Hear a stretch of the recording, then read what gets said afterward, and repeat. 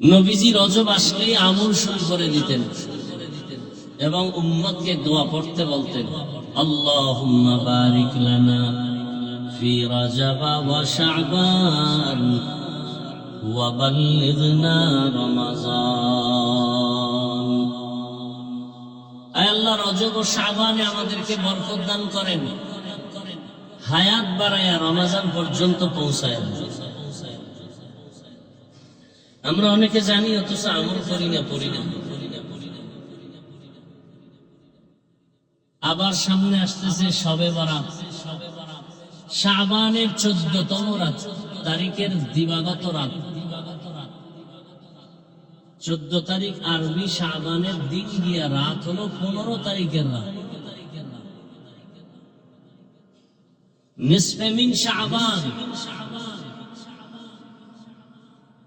এই রাতে আল্লাহ রসুলের হাদিস, কুমু লাইলাহা ওয়া সুমু ইয়াওমাহা, রাতে তোমরা দণ্ডায়মান থেকে আল্লাহর ইবাদত করো, পরের দিনে রোজা রাখো, নফল রোজা। বিস্তারিত আলোচনা করার সুযোগ নাই, তবে এতটুকু মনে রাখবেন, শবে বরাত বা আমরা যে নিসফে মিন শাবানের আমল করি, এটা হক। এই আমলটা কি ভাই?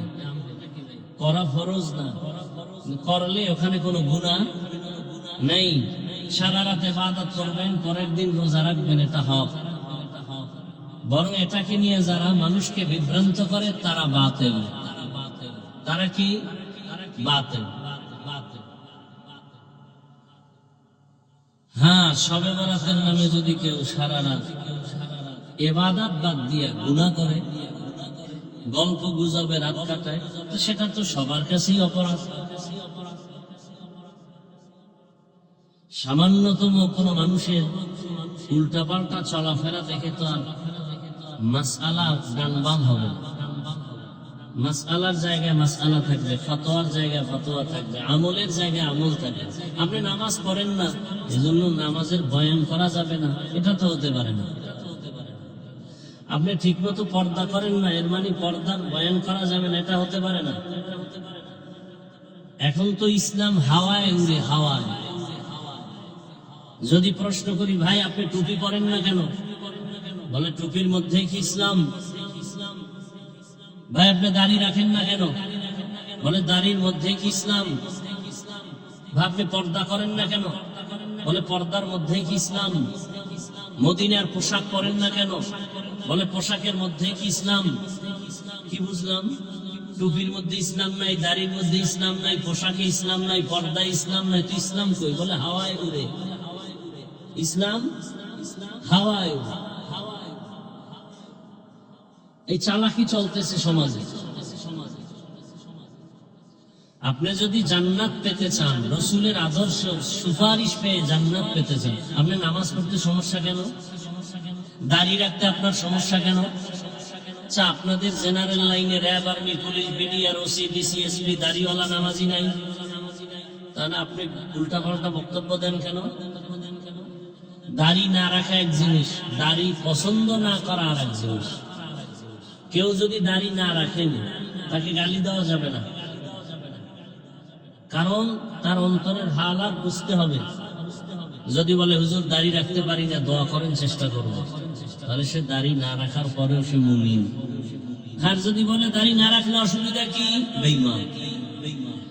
কথা বুঝাইতে পারছি? নামাজ পড়ে না, দোয়া করেন, করবো, মুমিন।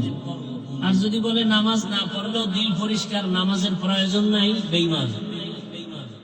কথা বুঝতেছেন তো? তাহলে নামাজ না পড়া আর পছন্দ না করা একটা। কোরআনের মধ্যে ইসলামের রাষ্ট্রনীতি আছে না নাই? আপনি ইসলামের রাজনীতি করেন না, কোনো দ্বন্দ্ব নেই। যদি বলেন পছন্দ করি না, তবে ঈমান। অনেক নামাজ পড়ে না, দাড়ি রাখে না, আমরা গালি দেই না, বুকে লাগে, হাসি মুখে সালাম দেই, কথা বলি। যদি অবস্থা তার এমন হয় যে সে নামাজ পছন্দ করে না, তার সাথে সালামও নাই, কালামও নাই, সে বেঈমান।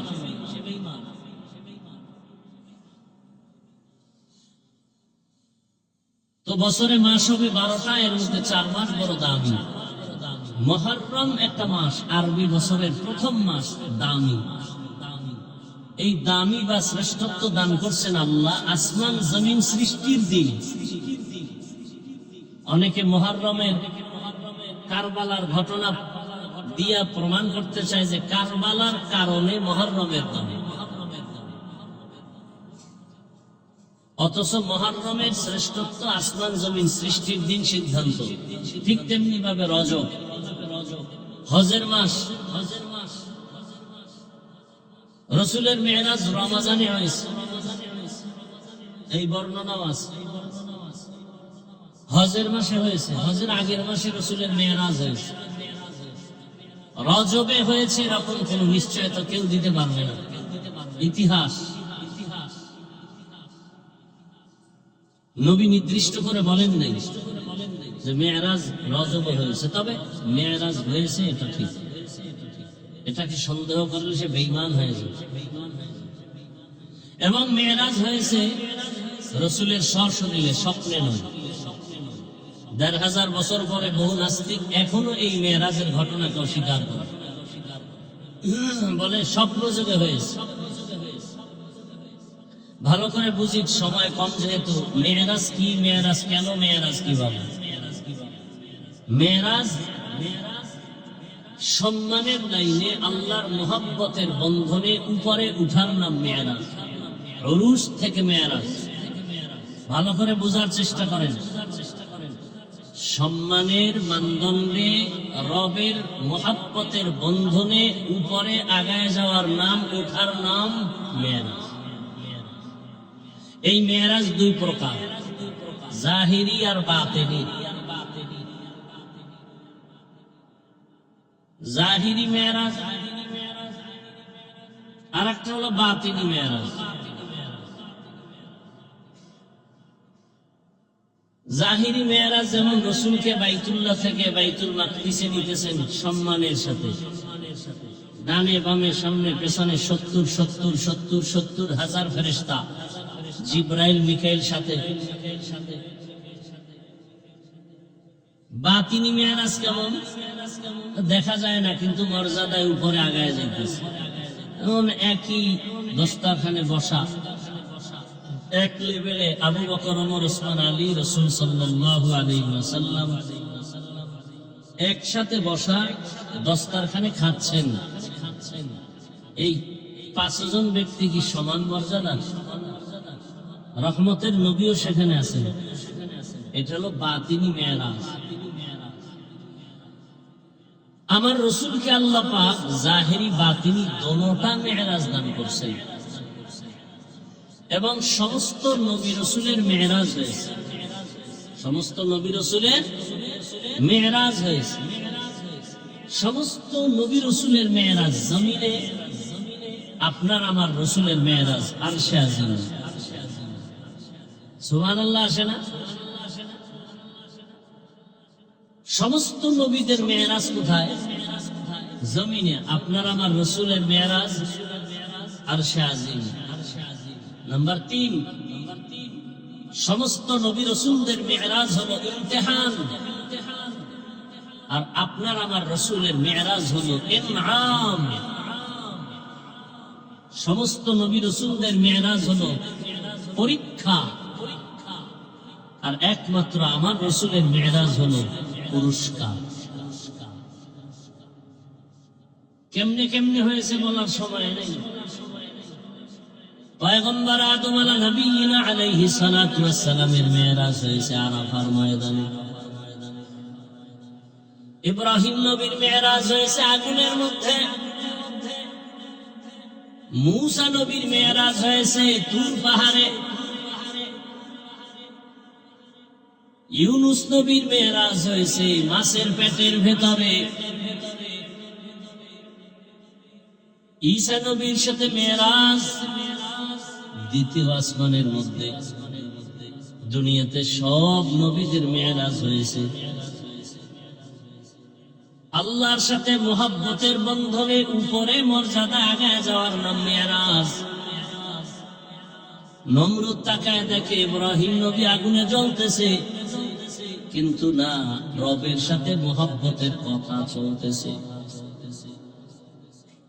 ইউনুস নবী মাছের পেটে আছেন, তবে আল্লাহর সাথে কথা বন্ধ নাই। আল্লাহ আমার নবীকে মেরাজ দেওয়ার জন্য আরশে আজিমে দাওয়াত দিলেন, কারণ সব নবী রাসূল আমার আল্লাহ তাআলার আশিক, আর আমার আল্লাহ হলেন মুহাম্মদের আশিক। আল্লাহ পাক রব্বুল আলামিন নবীর মেরাজ করালেন রাতের বেলা। কেন? বলে বন্ধুর সাথে বন্ধুর মুহাব্বতের আলোচনা, অন্ধকারের নির্জন মুহাব্বতের আলোচনা জমে। পুরা রাত লাগে না, এই রাতের সামান্য সময় রাসূলের মেরাজের সময়। নবীজির মেরাজ শুরু হয়েছে বাইতুল্লাহ থেকে। আল্লাহ অর্ডার করলেন,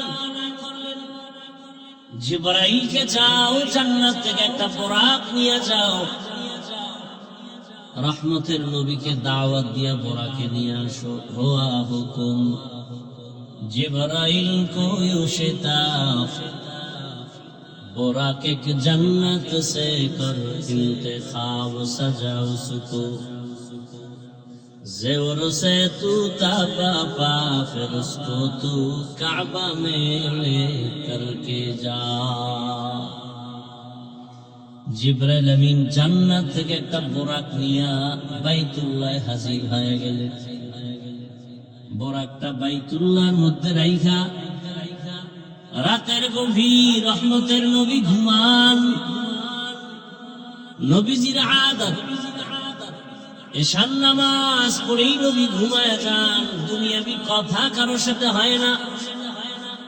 আবার রাতের শেষ ভাগে নবী সজাগ হয়ে আবার ইবাদতে মশগুল হয়ে যান। নবী ঘুমাইলে তার চোখ বন্ধ থাকে, কিন্তু তার কলব কখনো ঘুমায় না। নবীজি কোথায় আছেন ঘুমন্ত? কেউ লিখেছেন শিয়াবে আবু তালিবের মাঝে নবী ঘুমান, কেউ বলছেন না নবী চাচাতো বোন উম্মে হানির ঘরে ঘুমন্ত, কেউ বলেছেন রহমতের নবী হাতিমে কাবায় ঘুমান। তিনটা কথাই সত্য। শিয়াবে আবু তালিবের এরিয়ার মাঝখানে চাচাতো বোনের ঘর। জিব্রাইল আমিন ওই ঘরে ঢুকলেন উপর থেকে, ছাদ থেকে, দরজা খুলেন নাই। জিব্রাইল আমিনের 600 দূরের পাখা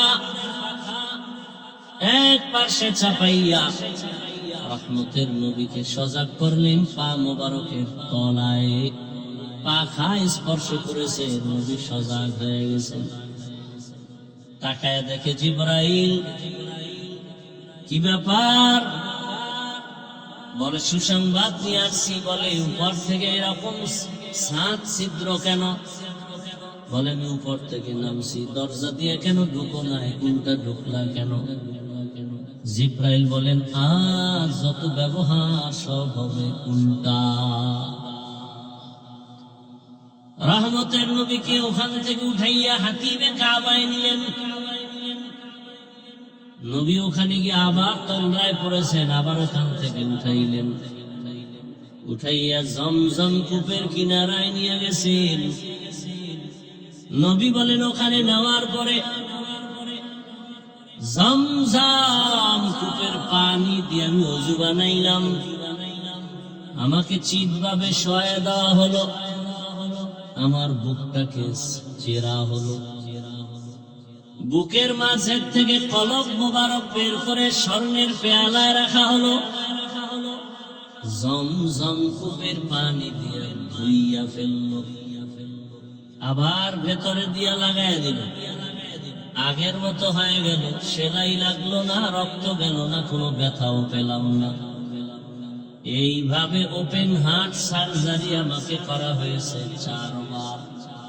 কয়বার? 4 বার।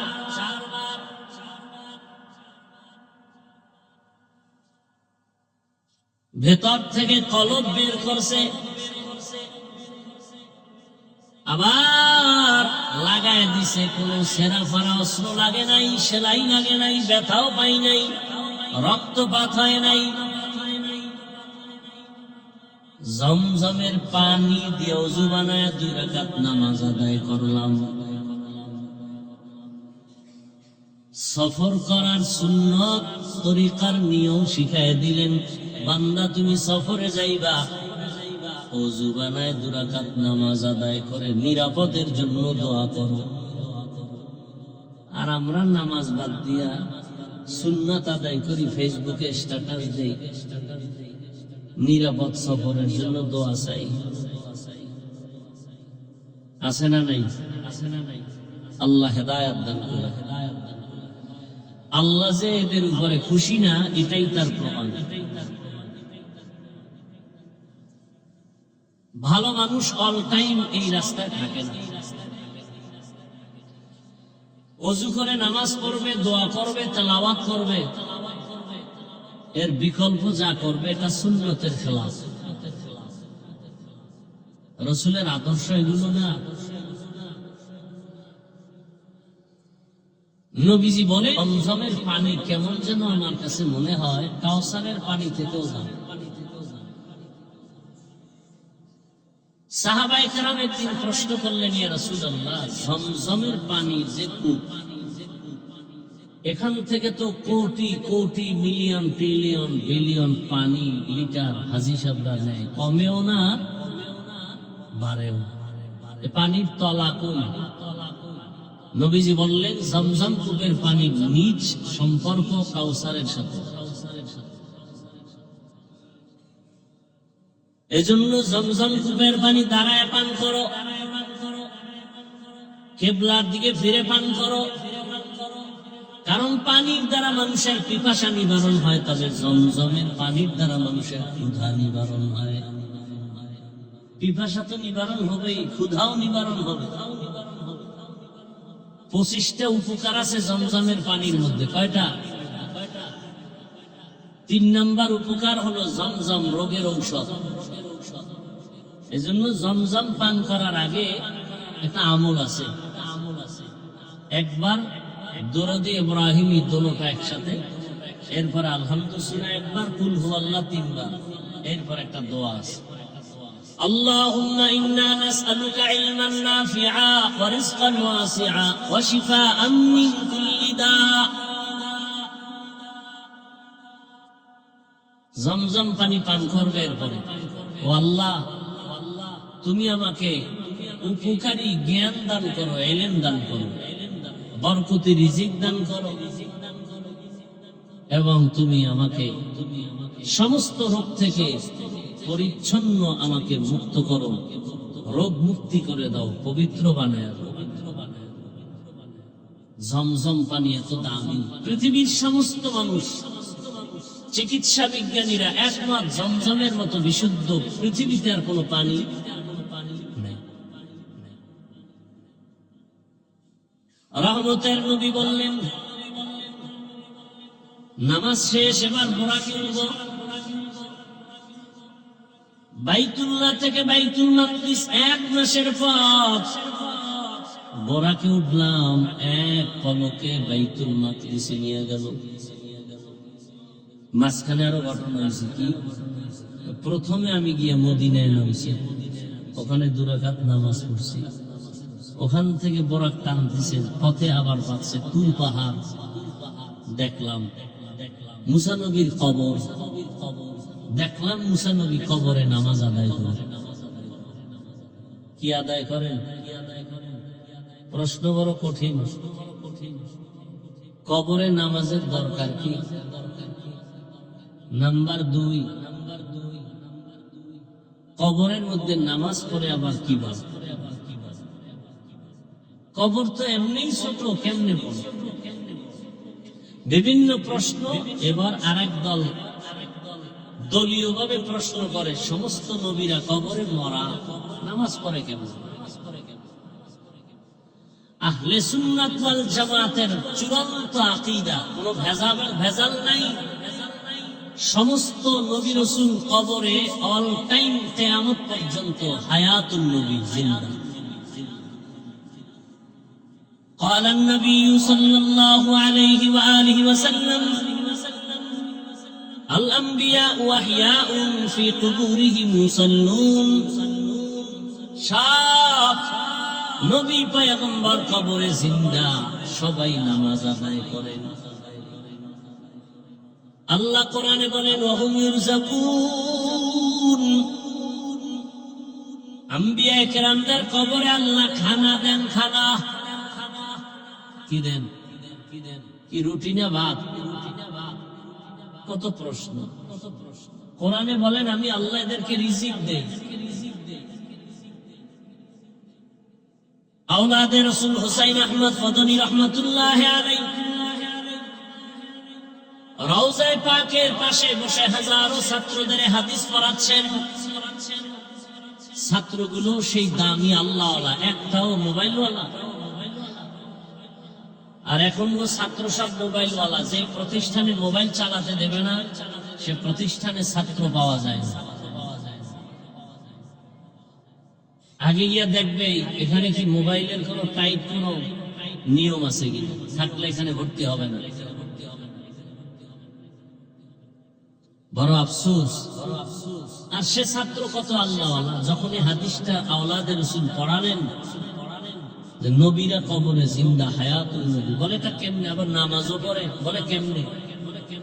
ছাত্ররা প্রশ্ন করা মাত্র আওলাদে রাসূল বললেন যিনি হাদিস বলছেন তিনি তো রওজায় আছে, তাকে জিজ্ঞাসা করো। ছাত্ররাও তো সব 5 ওয়াক্ত নামাজি, তাহাজ্জুদওয়ালা, তাকওয়াওয়ালা। মুরাকাবায় গেল, চোখ বন্ধ করে মুরাকাবায় দেখে রাসূল সিজদায় পড়ে আছে।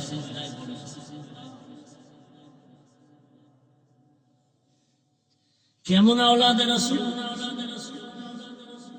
মাদানী রাহমাতুল্লাহি আলাইহি। এইটা বন্ধ করতে বলছি না?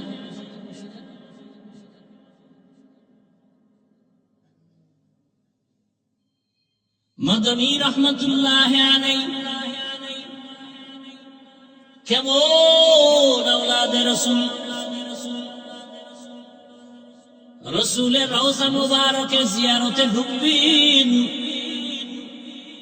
হঠাৎ মানুষের এত ভিড়, চাপা চাপি করে যাওয়াটা তো সুন্নত না।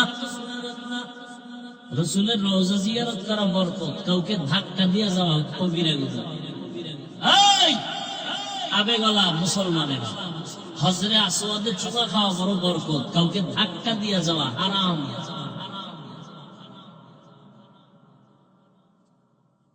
সুন্নত আদায় করতে গিয়ে হারাম গুনাহে লিপ্ত হওয়া যাবে না। আল্লাহ হেদায়েতের দৌলত দান করেন। আওলাদে রাসূল দেখলেন যে ধাক্কা দিয়ে যাওয়ার দরকার নেই, আরো পিছনে চলে আসলেন। মদিনাতুল মুনাওয়ারা রওজা আতহার থেকে খুব দূরে গিয়া চুপ করে একটা নির্জন জায়গায় বসে চোখ বন্ধ করে মুরাকাবার হালাতে রাসূলকে সালাম দিলেন। রাসূলের রওজা থেকে আওয়াজ আসতেছে যে আমার আওলাদ, তুমি কাছে এসে যা পাইছা দূরে বসে তা পেয়ে গেছো। এই মিয়া, ওয়াজ কুরুনির ইতিহাস জানেন না? ওয়াজ কুরুনির ইতিহাস জানেন না? কেন? রাসূলকে দেখে নাই, কিন্তু রাসূলের বরকত পাইছে না পায় না? হ্যাঁ, আমরা দাড়ি কেটে যদি মদিনায় যাইয়া রাসূলের রওজার পাশে আজীবন ঘুমান, কি সব হবে আপনার? 24 ঘন্টা আমল নামায় কবিরা গুনাহ লেখা হয়, অল টাইম। 24 ঘন্টার প্রতিটি মুহূর্ত কবিরা গুনাহ। 1 সেকেন্ডের জন্য গুনাহ লেখা বন্ধ হবে না যতদিন তওবা না করবেন। আপনি সুদের টাকায় ব্যবসা করেন, মক্কার ভিতরে গিয়ে আপনি সিজদায় পড়লেন, লাভ কি যদি তওবা না করেন? হ্যাঁ, যদি আপনি রাসূলের সুন্নাত ভালো করে আমল করেন, এখানে থেকে গরিব মানুষ যদি মদিনায় যেতে নাও পারেন, আল্লাহ পাক কুদরতের দ্বারা রাসূলকে ঘুমের ঘরে দেখাই দিবেন। কি আল্লাহ পারেন না? আসল কি মক্কা মদিনা না সুন্নাত? সুন্নাত। সুন্নতের আমল করেন, এর বিকল্প কিচ্ছু নাই, কোন চালাকি চলবে না। ওই যে আওলাদে রসুলের কথা এতবার বলতেছি, তিনি বাংলাদেশে আসছেন, বিশেষ করে সিলেটে আর চট্টগ্রামে বেশি সময় দিতেন। মাদনী রহমতুল্লাহ, তো মানুষ যাইতো আওলাদে রসুল দেখতে, তো গেলে দেখতে যে একটু মুসাফা করে না, কি কয়, সাক্ষাৎ দেয় না। হাজারো মানুষ সাক্ষাতে যাইতেন, দুই শ্রেণীর মানুষের সাথে হযরত হাত মিলাইতেন না। এক শ্রেণী যারা দাড়ি কাটে ছাটে, এদেরকে বলতেন, এই দুশমনে রসুল, রসুলের কলিজায় আঘাত করো, আবার সুন্নাত আদায়ের জন্য পাগল কেন? রসুলের দুশমনের হাতে আমি হাত মিলাই না, যাও। আওলাদে রসুল তো, রসুলের আওলাদ তো। আর এক শ্রেণীর মানুষের সাথে হাত মিলাইতেন না, যারা সাহাবায়ে কেরামের বিরোধিতা করে, এরাও রসুলের দুশমন। এরা কি? সাহাবায়ে কেরামের বিরুদ্ধে যারা ইশারা ইঙ্গিতে অন্তরে কোনো ধারণা রাখবে খারাপ, বলবে খারাপ, এরা সম্পূর্ণ বাতিল, ভণ্ড। এদের যারা বাতিল বলবে না, তারাও বাতিল। এই দুই শ্রেণীর ব্যক্তিদের সাথে আওলাদে রসুল হাত মিলাইতেন না। ও উম্মত, রসুলের আশিক দাড়িবিহীন অবস্থায় রসুলের সামনে কিভাবে দাঁড়াবে? রসুল কি লজ্জা পাবেন না? বড় আফসোস। আল্লাহ হেদায়েত না দিলে আমার বয়ান কেন, স্বয়ং রসুল বয়ান দিল, ওর কপাল করবে কি ভাই? যেই রসুলকে এক নজর দেখলে ভালোবাসার জাহান্নাম হারাম হয়ে যায়, সেই রসুলকে 13 বছর দেখছে, বয়ান শুনছে, কালেমা পড়ে নাই আবু জাহল। আর 27 বছরের যুবক সন্তান তরবারি নিয়ে দৌড়ায় আমার নবীকে জবাই করার জন্য। রহমতের নবী চেহারা মুবারক দেখা মাত্র তরবারি ফেলে ক্ষমা চায়, বলে, রহমতের নবী বেয়াদবি ক্ষমা করে আমাকে মুসলমান বানায় দেন। তরবারি ফালায় কালেমাওয়ালা হয়ে গেল 27 বছরের যুবক। নাম কি? এর নাম কপাল। কপাল যদি নষ্ট হয়, রসুলের বয়ানও কপালে কালেমা আসে না। আর কপাল যদি খুলে যায়, নবীজিকে জবাই করতে গিয়াও কালেমাওয়ালা হয়ে যায়। কপাল যদি খুলে, এক কথায় বান্দার হেদায়েতের দরজা খুলবে। আর কপাল খারাপ হলে হাজারো বয়ান শুনবে, এক বয়ানও তার সিনার মধ্যে ঢুকবে না। বলবে হুজুরেরা তো এরমই কয়, বয়ানের ফলাফল কি?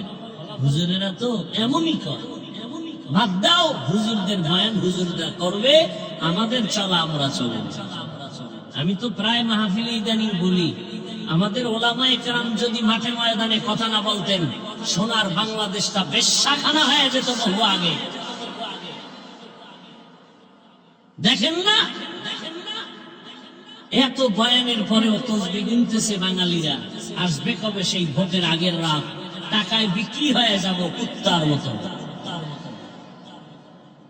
বাজারে একটা মুরগি কিনতে গেলে লাগবে ভালো মানের 1000 টাকার মতো, ভালো মানের একটা ছাগল কিনলে লাগবে 20,000 টাকা, ভালো মানের একটা গরু কিনলে লাগবে 1 লাখ। সোনার বাংলার আশরাফুল মখলুকেরা বিক্রি হবে ভোটের আগের রাতে বাজার দরে 500 টাকা। তার মানে ছাগলের দামেও নাই, ও ছাগলের চেয়েও খারাপ, ও গরুর চেয়ে খারাপ, ও শুকর চেয়ে খারাপ, ও কুকুর চেয়েও খারাপ। টাকায় কুকুর বিক্রি হয়, পশু বিক্রি হয়, অমানুষ বিক্রি হয়, মানুষ টাকায় বিক্রি হতে পারে না। যারা টাকায় বিক্রি হবে ভোটের আগের রাত্রে, ওরা মানুষ না, ওরা অমানুষ। আল্লাহ কোরআনে কি বলছেন? ওয়ালাকাদ যারানা লিজাহান্নামা কাসীরাম মিনাল জিন্নি ওয়াল ইনস লাহুম কুলুবুন লা ইয়াফকাহুনা বিহা ওয়া লাহুম আ'য়ুনুন লা ইবসিরুনা বিহা ওয়ালাহুম আযানুন লা ইয়াসমাউনা বিহা উলাইকা কাল আনআমি বাল হুম আযাল উলাইকা হুমুল গাফিলুন।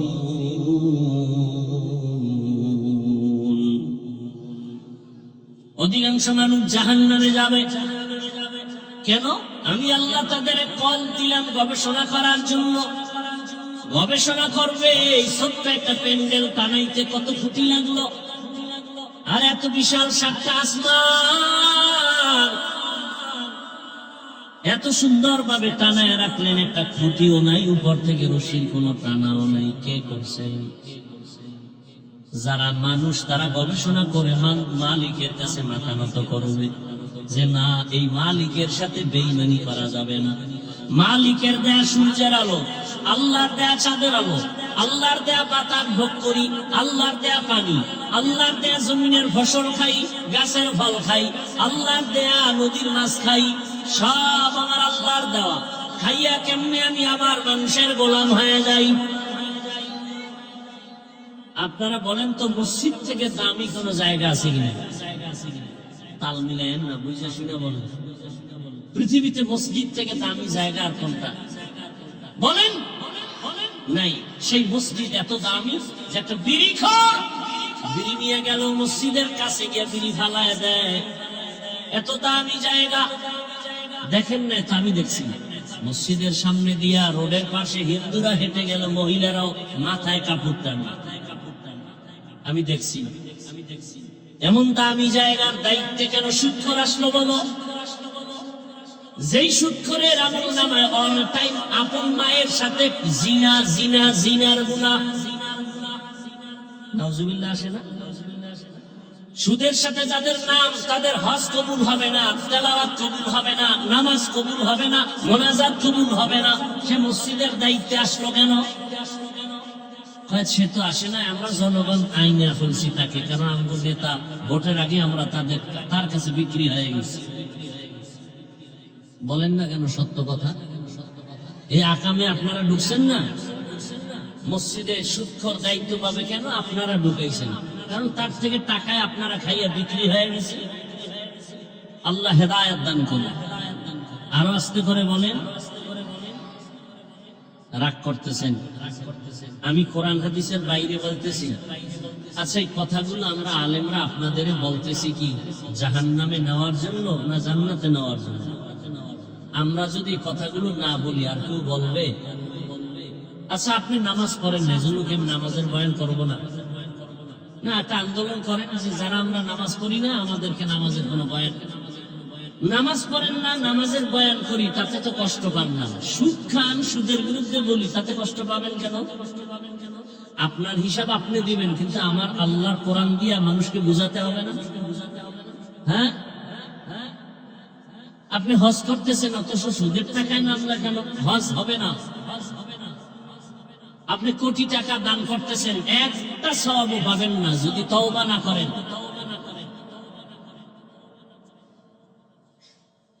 হ্যাঁ, এই জন্যই তো বললাম ইসলাম হাওয়ায় চলে, হাওয়া। বাস্তবে ইসলাম নাই বললেই চলে। আবার চাপাবাজি করে নামাজ না পড়লে কি হবে? আমাদের দিল পরিষ্কার। কত বড় বেপরোয়া আল্লাহর দুশমন। আল্লাহর ভয় থাকলে এটা বলতে পারে না কখনো। আল্লাহ হেদায়েত দান করুন। ও যুবক বাবারা,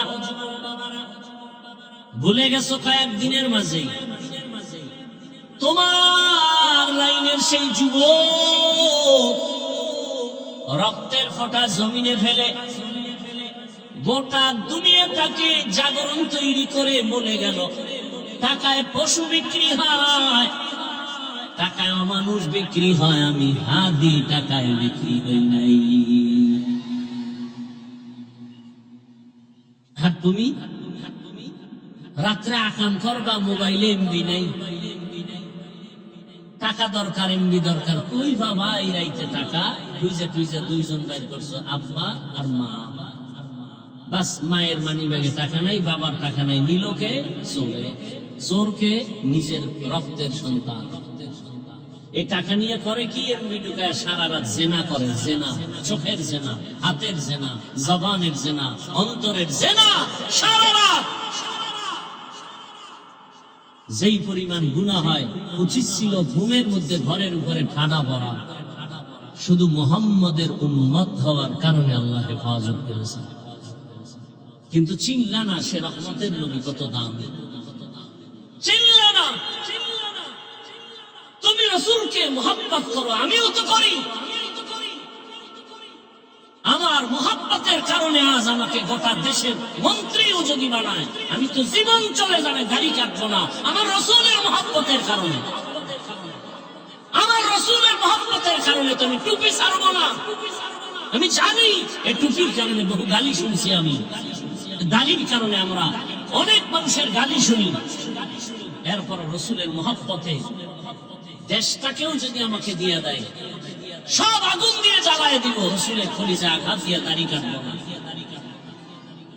আর তোমার যদি পাও ধরি, তুমি দাড়ি রাখবা না, আবার দাবি করো রাসূলের আশিক। তুমি দাড়ি কামানেওয়ালা সুৎখোর। রাসূলের আশিক যদি হও তো এদেশের ভণ্ডকে, আমরা ভণ্ড। তোমরা দাড়ি কামানেওয়ালা যদি রাসূলের আশিক হও, তা আমরা দাড়ি টুপিওয়ালারা ভণ্ড। আফসোস, বড় আফসোস।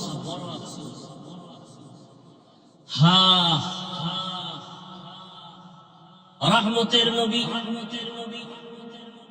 বাইতুল মাকদিসে চলে গেলেন, বোরাকটা বাঁধলেন, জিবরাইল আমিন আযান দিলেন। কেন আযানটা নবী দিতে পারলেন না? না না, নবী আযান দিলে তো উম্মতের জন্য আর ঘুমায় থাকার সুযোগ নাই। নবী যদি ওয়ার্ডার করেন হাইয়া আলাস সালাহ, নামাজে আসো, বাই ফরজ ওয়ার্ডার, না মানলে কাফের। আল্লাহ তাআলা বান্দাকে বড় আদর করেন, এজন্য আযানটা জিবরাইলকে দিয়া উম্মতের কাফের হওয়া থেকে বাঁচায় দিবেন। নবী ওখানে নামাজে দাঁড়ালেন, সব নবী রাসূল সেখানে হাজির। কোথায়? বাইতুল মাকদিসে। এখন কেউ প্রশ্ন করবে, হাফিজ ভাই মজার একটা পয়েন্ট পাইছি, সব নবী রাসূল বাইতুল মাকদিসে যদি হাজির হতে পারেন, তাহলে আমগো তিতাসে মদিনার নবী কেন আসতে পারেন না? মহাপণ্ডিত মুফতি সাহেব বয়ার হইছে ফতুয়া লইয়া, সব নবী রাসূল যদি বাইতুল মাকদিসে আমার রাসূলের আগমনে আসতে পারে, তাহলে আমগো মদিনার রাসূল কেন তিতাসে মিলাতে আসতে পারে না? এই আকান্না কিছু আল্লাহর বান্দা আছে না নাই? আল্লাহ হেদায়েত দান করুন। এই কথার জবাব কি মনে করেন আমাদের কাছে নাই? দেওয়ার সময় নেই। ভাই নামাজ কয়টায়? কত? আমাকে বলতে হবে তো কয়টায় পড়বেন, ওইভাবে আমি তো ছেড়ে দিতে হবে। হ্যাঁ, এলো একটা কিলাকিলি করেন, একদল 45 আর একদল একটা একটা লাগান শুরু করেন। জমুক এলাকায় লাগছে নামাজ লইয়া। হায় হায় হায়, এই মুহূর্তে কিলাকিলি করতে পারলি তো শান্তি। সামনে নির্বাচন। ভাইরা আমার, রহমতের নবী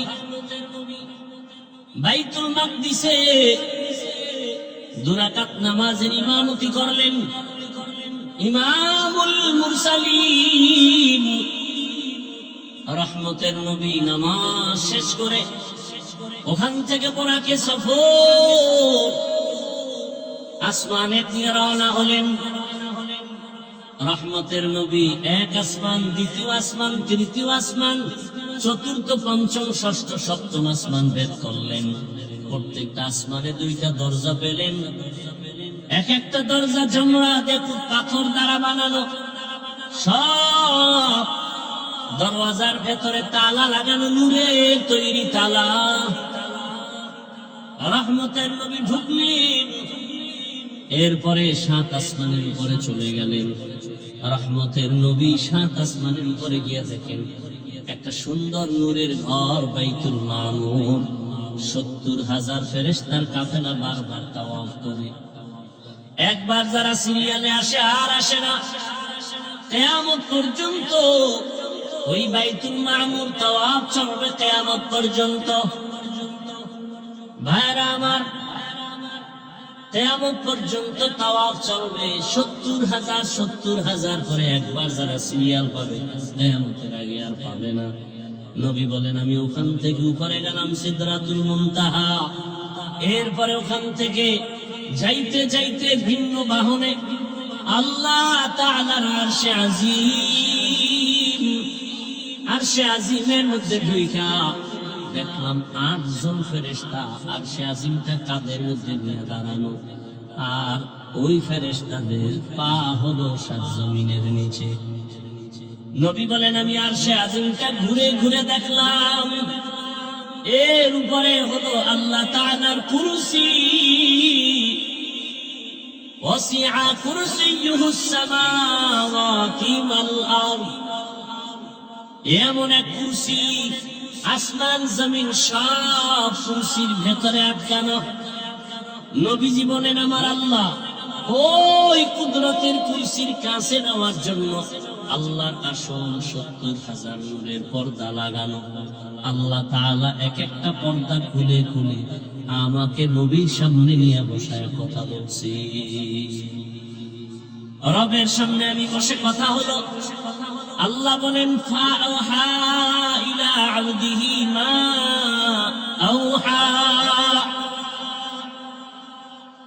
ভালো করে বুঝেন, আল্লাহ তাআলা ঘটনাটা বলতে গিয়া সূরা বনী ইসরাঈলের শুরুতে বলেন সুবহানাল্লাযী আসরা বিআবদিহি, ভ্রমণ করাইলাম আমি আল্লাহ কাকে?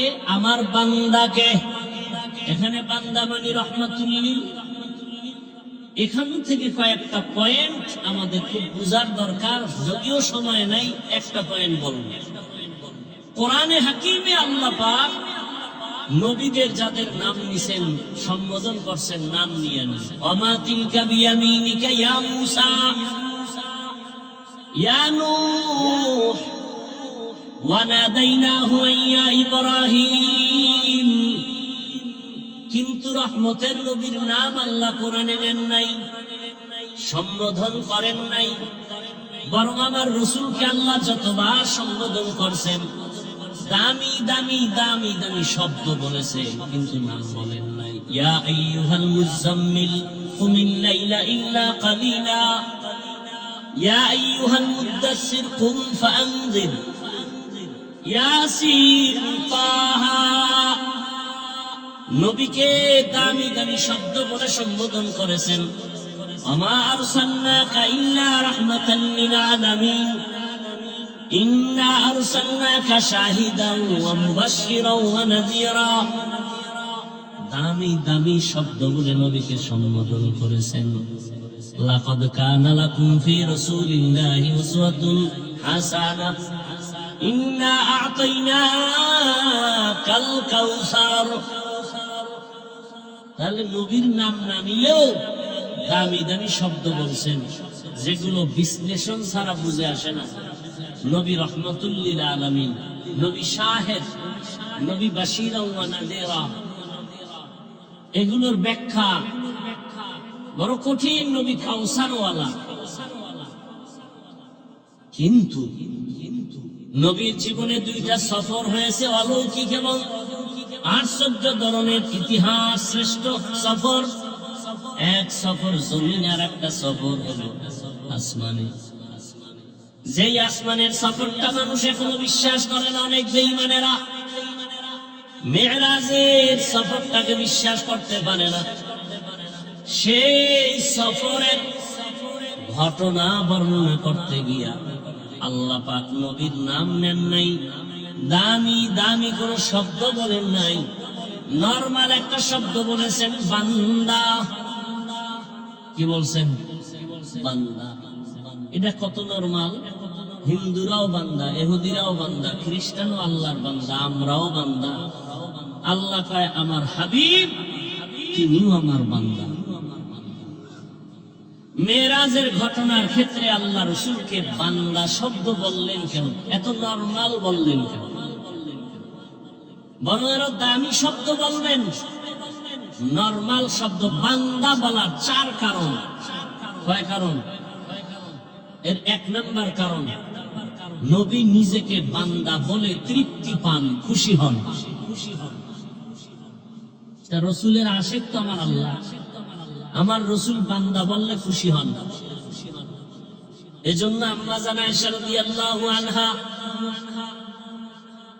নবীজির ইবাদত দেখে মাঝে মাঝে বলতেন, নবী আপনি এত কষ্ট করে ইবাদত করেন, হাত্তা তারিমা কদামা, আপনার কদম মোবারক ফুলে যায়, কেন এত কষ্ট করেন? আপনার তো গুনাহ নাই। নবী বলেন আফালা আকুনা আবদান শাকুরা, আমি কি আল্লাহর কৃতজ্ঞ বান্দা হব না? এজন্য বান্দা। শুধু কি তাই? অনেকে বলে বান্দা তো দুনিয়ায়, আর সে আজিমি কি বান্দা? একটু আগে আয়াতটা পড়ছি না, নবী বলেন ফাআওহা ইলা আবদিহি মা আওহা, আল্লাহ বান্দার উপরে ওহী নাযিল করলেন যা করার ছিল। আরো মজার কথা, নবীজিকে আল্লাহ পাক বললেন আপনি আমার বাড়ি আসছেন, কি নিয়ে আসছেন? হাদিয়া। সবাই আপনারা জানেন, নবী বলেন আত্তাহিয়াতু লিল্লাহ ওয়াস সালাওয়াতু ওয়াত তাইয়্যিবাত। নবীকে আল্লাহ কথা আমিও কিছু হাদিয়া দেই।